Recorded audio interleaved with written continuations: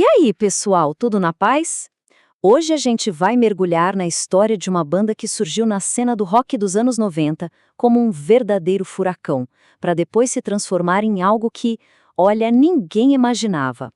Essa é a história da ascensão, da queda e da incrível metamorfose do Silverchair. E tudo começou com isso aqui, com essas 25 palavrinhas escritas à mão num pedaço de papelão. Essa foi a inscrição de 3 adolescentes de Newcastle, na Austrália, para um concurso de música que, sem eles fazerem a menor ideia, ia dar o pontapé inicial numa das jornadas mais malucas da história do rock. Então, bora voltar no tempo, lá para 1994. Imagina só, uma banda de garagem chamada Innocent Criminals. Eles resolvem mandar uma fita demo para um concurso de TV nacional, sonhando com aquela grande chance, sabe? E a ascensão dos caras foi tipo um foguete. A banda, formada na escola em 92, ganhou o tal concurso.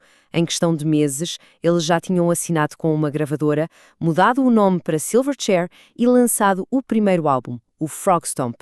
E o mais surreal, eles tinham só 15 anos de idade. 15! E agora, segura essa informação. O Frogstomp foi gravado em apenas 9 dias. 9 dias! E essa urgência toda acabou capturando uma energia grunge, crua, visceral, que o mundo estava desesperado para ouvir. Foi isso que definiu o som deles no comecinho. Não deu outra, né? O sucesso foi imediato. Foi gigantesco. O álbum bateu o primeiro lugar na Austrália e, o que é inacreditável, entrou para o top 10 da Billboard, lá nos Estados Unidos. Uma façanha para qualquer banda, imagina só para 3 adolescentes que ainda precisavam de autorização dos pais para sair em turnê. Mas, como a gente sabe, um sucesso rápido assim quase sempre vem acompanhado de uma reação igualmente rápida e muitas vezes bem cruel. Vamos entender como essa história se desenrolou. O que é fascinante aqui é esse contraste absurdo. De um lado você tem prêmios, fama mundial, tudo que uma banda sonha. Do outro, uma crítica pesadíssima que taxava eles de cópia. Na cena grunge, onde a autenticidade era tudo, a juventude e o sucesso deles foram usados como arma para dizer que eles não eram de verdade. Apelidos como Nirvana de pijama eram para diminuir o talento deles, sabe? Como se fossem só umas crianças imitando seus heróis. Pois é, por trás das câmaras, essa pressão constante para provar que eram reais, junto com essa atenção toda da mídia, começou a cobrar um preço muito, muito alto. O sonho estava virando um pesadelo. E foi aí que a coisa ficou séria de verdade. O Daniel Johns desenvolveu anorexia nervosa e depressão, e toda essa dor, toda essa angústia, ele canalizou diretamente para a música. E isso ia levar a banda para uma direção artística completamente nova que ninguém esperava. E essa transformação, gente, foi da água para o vinho. Foi radical. Pensa bem, num cenário onde as bandas de rock dos anos 90 sentiam uma pressão enorme para manter aquele som cru, autêntico, o Silverchair estava prestes a chutar o balde e evoluir para algo muito mais complexo e ambicioso. O álbum Neon Ballroom de 1999 foi o primeiro grande pulo. Essa situação sobre a música Miss You Love mostra bem a profundidade emocional que eles estavam explorando. Não era mais sobre uma angústia adolescente genérica. Era sobre dor pessoal, sobre vulnerabilidade de verdade. E se o Neon Ballroom foi um salto, o álbum seguinte, o Diorama, nossa, foi uma reinvenção completa.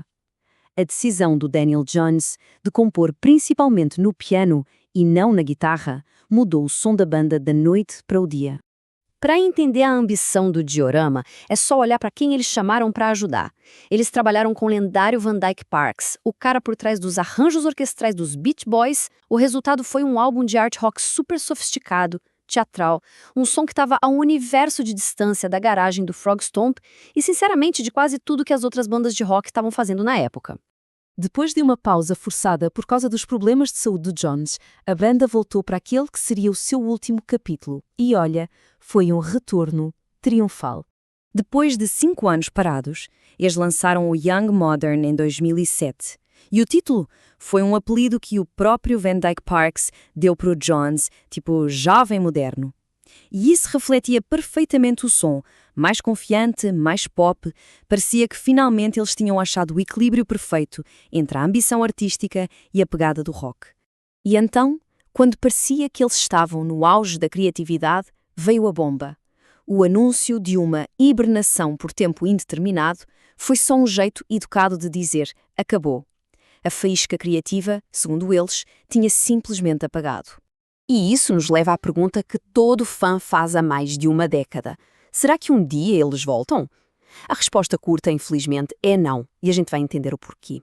A verdade nua e crua é que a amizade que deu origem à banda se desfez por completo. As declarações do Daniel Johns deixaram isso bem claro. E mais recentemente, a gente soube que o Ben e o Chris se recusaram a participar do trabalho solo dele e que a comunicação entre eles hoje é zero. A magia que unia os três simplesmente desapareceu. E acho que essa citação do baterista, o Ben Gillis, resume tudo perfeitamente. Foi a química entre três amigos que tornou a banda especial e foi a perda dessa química que tornou impossível continuar. E no final a gente fica com essa pergunta no ar. O Silverchair deixou pra gente uma discografia que mostra uma das evoluções mais corajosas da história do rock. Mas será que essa busca pela grandeza artística valeu o preço? O sacrifício de amizades e o custo pessoal profundo que eles pagaram? É algo pra gente pensar, né? E aí, curtiu essa viagem pela história do Silverchair? Então já sabe, né? Curte, compartilha, comenta aí embaixo, oi tio Grunge, e claro, se inscreve no canal Grunge Aposentado. A gente se vê na próxima.